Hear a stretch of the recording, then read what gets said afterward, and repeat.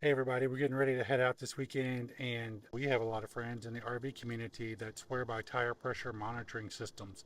What those do is they keep track of how hot your tires are and how much pressure is in them. So I got these here from Amazon. They're mid-grade, they're not top of the line, they're not bottom of the barrel.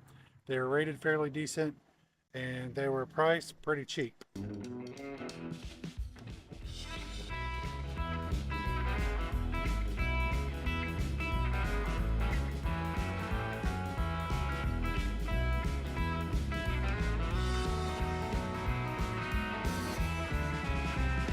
All right, so we got them put on the tires. We only have two tires on our little travel trailer there, so I used what was RL and RR, rear left, rear right.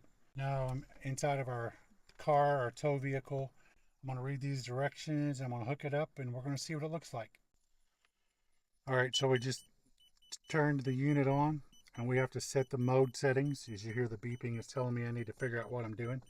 So let's figure that out. I've got it hooked up to the travel trailer. We got the little system hooked up in the car. I'm reading through the directions, trying to pair the tires, and it says drive the vehicle to pair the tires. So these ended up pairing with the vehicle before we hooked up the trailer and towed it, which was nice as we hadn't planned on leaving for a couple days or so after I had installed those.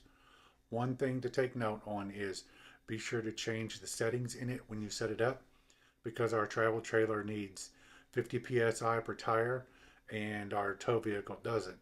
So the little alarm kept going off because it said we were needing air when actually we didn't. But I fixed that in the settings and everything was fine. This is an important thing that you can use on your travel trailer or RV, as I've seen in a couple other videos by some folks, and that's what prompted me to go ahead and get them.